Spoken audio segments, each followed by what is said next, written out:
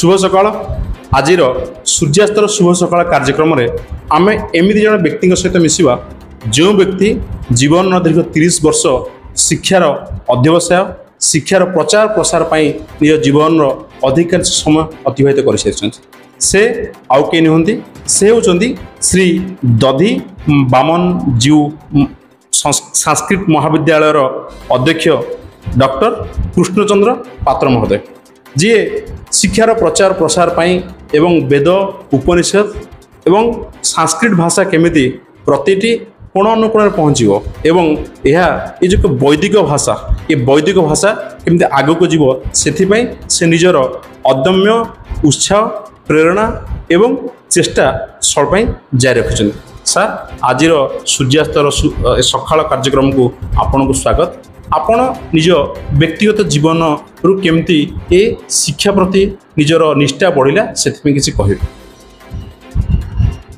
नमस्कार मु डॉक्टर कृष्णचंद्र पात्र मोर व्यक्तिगत जीवन 1991 मसीह सर्वदर्शन आचार्य श्री जगन्नाथ संस्कृत विश्वविद्यालय पास आउट पर मु व्रती होइतिली संस्कृत शिक्षा प्रचार प्रसार पाई विशेष जत्नवान हेबी। बहु अनुष्ठान बुली विद्यालय महाविद्यालय पहुँची सुजोग केतबे आसी तो केतबे आसीनी किंतु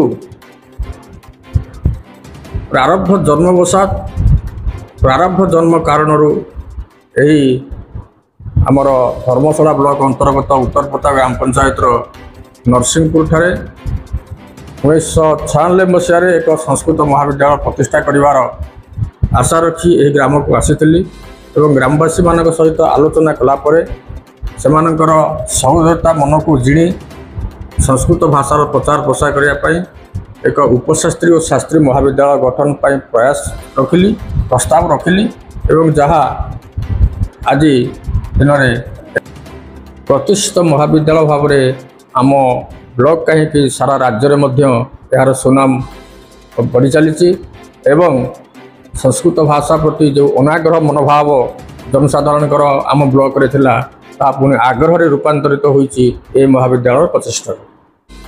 धन्यवाद सर।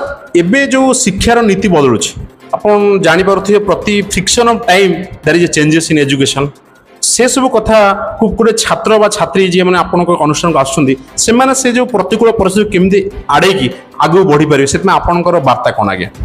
हाँ आज जो इंटरनेट जुग डिजिटल जुगरे छात्र छात्री माने विशेष आकर्षित होती एक अत्याधुनिक शिक्षा व्यवस्था मध्य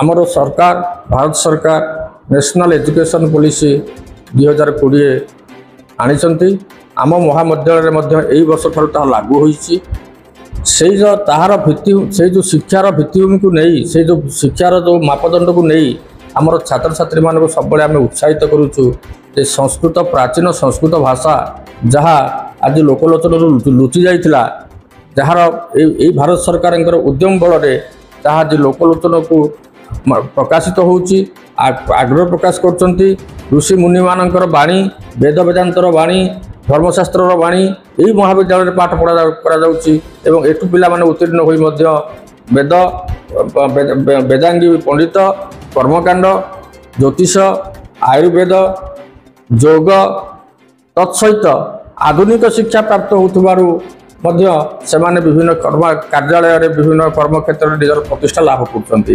मु आशा रखुची आमर पिला मानक पई जे सेमाने निश्चित भाव में आगक आगक यह माध्यम कर बढ़ी पारे एवं जनसाधारण मध्य संस्कारित हो सुनागरिक होबारे सेमाने देश मातृकार सेवा करिवारे सेमाने व्रती हेबे यह ही मोर छात्र छात्री एवं आगामी पीढ़ी पई मोर वार्ता अटे। धन्यवाद। आ गोटे कथा सर आपणकर टिके अगर आप ज्योतिर्विद्र कथा कहले वास्तव में ज्योतिर्विद्र भूमिका बहुत गुरुत्वपूर्ण एमती कि जर्मनी रे आजिकल जर्मन सरकार प्रोत्साहन करुँच कि संस्कृत भाषा पर रिसर्च करा जाऊ वेद उपनिषद कथा प्रत्येक व्यक्ति जानतु जानला पर से माने जो वेद उपनिषद कथा केमिति निज जीवन जीविकार माध्यम हम ଆଉ ଗୋଟେ କଥା ସାର୍ ଆଉ ଗୋଟେ ଆଜିକାଲି ଆପଣ ଜାଣୁଥିବେ ସବୁ ଜାଗାରେ ଗୋଟେ ଯୋଉ ଶୈକ୍ଷିକ ବାତାବରଣ ଭିତରେ ବଡ଼ ବଡ଼ ସାବାଳକ ଝିଅମାନେ ପାଠ ପଢୁଛନ୍ତି ମହିଳାମାନେ ଚାକିରି କରୁଛନ୍ତି ସେଇଥିପାଇଁ କି ଆପଣ ଜାଣୁଥିବେ ତ ଆପଣଙ୍କର ଏଇ କ୍ୟାମ୍ପସଟି କେତେ ସୁରକ୍ଷିତ ପିଲାମାନଙ୍କୁ ନେଇ ପିଲାମାନଙ୍କର ପାଠ ପଢ଼ାକୁ ନେଇ ଏବଂ ପିଲାମାନଙ୍କର ସୁରକ୍ଷାକୁ ନେଇକି। ହଁ ଆମର ଭାରତ ସରକାର ଏନ୍ଇପି ପୂର୍ବରୁ ମଧ୍ୟ ଭୋକେସନାଲ୍ ଏଜୁକେସନ୍ ଆଣିଥିଲେ। ଯଦିଓ ଭୋକେସନାଲ୍ ଏଜୁକେସନ୍ କହିଲେ ସାଧାରଣତଃ ଧନ୍ଦାମୂଳକ ଶିକ୍ଷା ଯେଉଁଟାକି ସଂସ୍କୃତ ମହାବିଦ୍ୟାଳୟମାନଙ୍କରେ ଉପଯୋଗ ହୋଇପାରୁନଥିଲା, ଆଧୁନିକ ଟେକ୍ନୋଲୋଜି ନଥିଲା। ସେଥିପାଇଁ ଆମର ବିଶ୍ୱବିଦ୍ୟାଳୟ ଏକାଡେମିକ୍ କାଉନସିଲ୍ କୋର୍ସରେ ରଖିଲେ ଯେ ଏହାକୁ ଧନ୍ଦାମୂଳକ ଶିକ୍ଷା ଭାବରେ ଆମର କର୍ମକାଣ୍ଡୀ ପଣ୍ଡିତ ସୃଷ୍ଟି କରିବା ପାଇଁ, ଜ୍ୟୋତିର୍ବିଦ ସୃଷ୍ଟି କରିବା ପାଇଁ, ଆୟୁର୍ବେଦର ପାଠ ଦ୍ୱାରା ଆୟୁର୍ବେଦ ଡକ୍ଟର ସୃଷ୍ଟି କରିବା ପାଇଁ ଆମ ମହାବିଦ୍ୟାଳୟମାନଙ୍କରେ ଗୋଟେ ଗୋଟେ କୋର୍ସ ଆମେ ପ୍ରସ୍ତାବ ଦେଇକି ସରକାରଙ୍କ ପାଖରେ ବିଶ୍ୱବିଦ୍ୟାଳୟରେ ଆମେ ତାକୁ କୋର୍ସରେ ରୂପାନ୍ତରିତ କରୁଛୁ। ଏଠି ଯେଉଁ ପିଲାମାନେ ଆମ କତିରୁ ପଢ଼ିକି ଯାଉଛନ୍ତି ସେଇ ପର୍ଟିକୁଲାର ଜ୍ୟୋତିଷ ବେଦ ବେଦାଙ୍ଗ ଆଦି ପଢ଼ିବା ଦ୍ୱାରା ସେମାନେ ସଂସାର ସମାଜରେ ଯଜ୍ଞ କର୍ମକାଣ୍ଡ ଜ୍ୟୋତିଷ ଆଦି ଶିକ୍ଷା ପ୍ରାପ୍ତ ହୋଇ ଜ୍ୟୋତିଷ କର୍ମକାଣ୍ଡ ପ୍ରଭୃତି ତାଙ୍କର କର୍ମ ନିର୍ବାହରେ ରୂପାନ୍ତରିତ କରିପାରୁଛନ୍ତି। ଯଦି ସରକାରୀ ଚାକିରି ସେମାନେ ନ ପାଉଛନ୍ତି ସେମାନେ ମଧ୍ୟ ଏହାକୁ ଆଶ୍ରୟ କରି ତାଙ୍କର ଜୀବନ ଜୀବିକା ଗଢ଼ିପାରୁଛନ୍ତି। ତେଣୁ କର୍ମକାଣ୍ଡ ଏବଂ ଜ୍ୟୋତିଷ ଆଦି ଶାସ୍ତ୍ର ବିଦ୍ୱାନ ହୋଇସାରିଲା ପରେ ସେମାନେ ନିଜର କର୍ମକ୍ଷେତ୍ରରେ ମଧ୍ୟ ସରକାରୀ ଚାକିରି ନ ପାଇଲେ କି କେଉଁ କମ୍ପାନୀ ଚାକିରି ନ ପାଇଲେ ମଧ୍ୟ ନିଜସ୍ୱ ଜୀବିକା ନିର୍ବାହ କରିପାରୁଛନ୍ତି। ଆଉ ରହିଲା ଆପଣ ଯେଉଁ କଥା ମୋତେ ପଚାରିଲେ ଶିକ୍ଷାଦାନରେ ଆମ ମହାବିଦ୍ୟାଳୟରେ କିପରି ସୁରକ୍ଷା ରହୁଛି ଆଭ୍ୟନ୍ତରୀଣ ସୁରକ୍ଷା ମାନେ ପ୍ରଥମେ ମୁଁ କହୁଛି ଯେତେବେଳେ ପ୍ରଥମ ବର୍ଷର ଛାତ୍ରଟିଏ +2ର ବା ପ୍ରଥମ ବର୍ଷର ଛାତ୍ରଟିଏ +3ର ଉପଶାସ୍ତ୍ରୀ ବା ଶାସ୍ତ୍ରୀର ଆସୁଛନ୍ତି ଆମେ ପ୍ରଥମ ସ୍ତରରୁ ତାଙ୍କ ମଧ୍ୟରେ ଏକ ଆୱାରନେସ୍ କ୍ରିଏଟ୍ କରୁଛୁ ଯେ ଶିକ୍ଷାର ମାନେ ଭିତ୍ତି ବ୍ୟବସ୍ଥା ମଧ୍ୟରେ କିପରି ଉତ୍ତମ ନାଗରିକ ହେବେ। ତେଣୁ ଆମେ ଯେଉଁ ପ୍ରଚେଷ୍ଟା କରୁଛୁ ତାହା ପ୍ରାୟ 75% ପିଲା ପିଲାଙ୍କ ଭିତରେ ତାହା ପ୍ରବେଶ କରୁଛି ଏବଂ ସେମାନେ ସଂସ୍କାରିତ ପ୍ରଥାକୁ ହିଁ ଆପଣେଇ ନେଉଛନ୍ତି ମହାବିଦ୍ୟାଳୟ ପରିସର ମଧ୍ୟରେ। ଏ ହେଲା ପ୍ରଥମ ହେଲା ଆମର ଉଦ୍ୟମ। ଦ୍ୱିତୀୟରେ ଆମର ୟୁନିଭର୍ସିଟି ଗ୍ରାଣ୍ଟ କମିଶନର ରୁଲ୍ ଅନୁସାରେ ଏବଂ ଭାରତ ସରକାର ଓଡ଼ିଶା ସରକାରଙ୍କର ଗାଇଡ଼ଲାଇନ୍ ଅନୁସାରେ ଆମ ମହାବିଦ୍ୟାଳୟରେ ମଧ୍ୟ ଇଣ୍ଟରନାଲ୍ କମ୍ପ୍ଲେଣ୍ଟ କମିଟି ରହୁଛି। ପୋଷୋ ନିୟମ ଅନୁସାରେ ପୋଷୋ ଆକ୍ଟ 2013 ଅନୁସାରେ ଆମେ ବାରମ୍ବାର ପିଲାମାନଙ୍କୁ ସେନ୍ସିଟାଇଜ୍ କରୁଛୁ ଏବଂ ୱାର୍ନିଂ ମଧ୍ୟ କରୁଛୁ, ଆୱାରନେସ୍ କ୍ରିଏଟ୍ କରୁଛୁ ଏବଂ ଆମେ ସବୁବେଳେ ଚେଷ୍ଟା କରୁଛୁ ଉଭୟ ଛାତ୍ରଛାତ୍ରୀଙ୍କୁ ଭାଇ ଭଉଣୀ ଭଳି ଏବଂ ଗୁରୁ ଶିଷ୍ୟ ପରମ୍ପରା ମଧ୍ୟରେ ତାକୁ ଗଢ଼ି ତୋଳିବା ପାଇଁ। ତେଣୁ ଏଭଳି କୌଣସି ଅଘଟଣ ଆମ ପାଖରେ ନ ହେଉଥିଲେ ମଧ୍ୟ ଯଦି ଅନ୍ୟାନ୍ୟ ମହାବିଦ୍ୟାଳୟ ବା ବିଶ୍ୱବିଦ୍ୟାଳୟ ସ୍ତରରେ ଆମେ ଯାହା ନେଉଛୁ ସେହିଭଳି କାର୍ଯ୍ୟକ୍ରମ ହାତକୁ ନିଅନ୍ତେ, ପିଲାମାନଙ୍କ ଯତ୍ନ ନିଅନ୍ତେ, ପିଲାମାନଙ୍କ ପାଖରେ ଗୁରୁ ଶିଷ୍ୟ ପରମ୍ପରାର ଭାବନା ସୃଷ୍ଟି କରନ୍ତେ, ବୋଧହୁଏ ସମାଜର ପରିବର୍ତ୍ତନ ହୋଇ ଆଉ ଏପରି କାର୍ଯ୍ୟ ବିଶେଷ ଦେଖାଯାଆନ୍ତା ନାହିଁ। ଧନ୍ୟବାଦ ସାର୍। ମୁଁ ଆଉ ଗୋଟେ କଥା ଆପଣଙ୍କୁ କହିବି, ଆଗାମୀ ପିଢ଼ିର ଯେଉଁ ଛାତ୍ରଛାତ୍ରୀ ଆପଣଙ୍କ ଅନୁଷ୍ଠାନକୁ ଆସୁଛନ୍ତି ଆପଣ ସେମାନଙ୍କ ଭବିଷ୍ୟତ ଗଢ଼ି ତୋଳିବା ପାଇଁ ଆପଣଙ୍କର ବାର୍ତ୍ତା କ'ଣ ରହିବ ବା ଆପଣଙ୍କ ଦିଗ୍ଦର୍ଶନ ସେମାନେ ପାଇଁ କ'ଣ ରହିବ? ଆମ ମହାବିଦ୍ୟାଳୟକୁ ଯେଉଁ ପିଲାମାନେ ଆସୁଛନ୍ତି ବା ଆମ ମହାବିଦ୍ୟାଳୟକୁ ଯେଉଁ ଭାଇମାନେ ଆସୁନାହାନ୍ତି ଅନ୍ୟାନ୍ୟ ମହାବିଦ୍ୟାଳୟମାନଙ୍କରେ ପଢ଼ୁଛନ୍ତି, ସଂସ୍କୃତ ଭାଷା ହେଉଛି ଅମୃତ ଭାଷା। ସଂସ୍କୃତ ଭାଷା ହେଉଛି ସମସ୍ତ ଭାଷାର ଜନନୀ। ସଂସ୍କୃତ ମଧ୍ୟରେ ବେଦ, ଉପନିଷଦ, ଦର୍ଶନ, କର୍ମକାଣ୍ଡ ଏବଂ ଜ୍ୟୋତିଷ, ଆୟୁର୍ବିଜ୍ଞାନ ପ୍ରଭୃତି ଭଲ ଭଲ ପୁରାତନ ଶାସ୍ତ୍ର ରହୁଛି, ଯାହାକୁ ଆମେ ବିଶେଷ ଭାବରେ ପ୍ରୟୋଗ କରିପାରିବା ଆମର ଜୀବନ କ୍ଷେତ୍ରରେ। କାହିଁକି ନା ଆଜି ସାରା ବିଶ୍ୱ ଆମକୁ ଅନେଇକି ବସିଛି ଯେ ଭାରତବର୍ଷର ଛାତ୍ରଛାତ୍ରୀମାନେ କେତେ ପରିମାଣରେ ଆକ୍ଟିଭ୍ ରହିବେ ସଂସ୍କୃତ ଉପରେ। କାରଣ ସଂସ୍କୃତ ହିଁ ସମସ୍ତଙ୍କୁ ଜୀବନ ଜୀବିକା ସୃଷ୍ଟି କରିବ। ଜୀବନ କହିଲେ ଆମମାନଙ୍କର ନିତ୍ୟାନିତ୍ୟ ଚଳଣି, ଆଉ ଜୀବିକା କହିଲେ ସଂସ୍କାରିତ ଜୀବନ ମାଧ୍ୟମରେ କର୍ମ ଉତ୍ପାଦନ।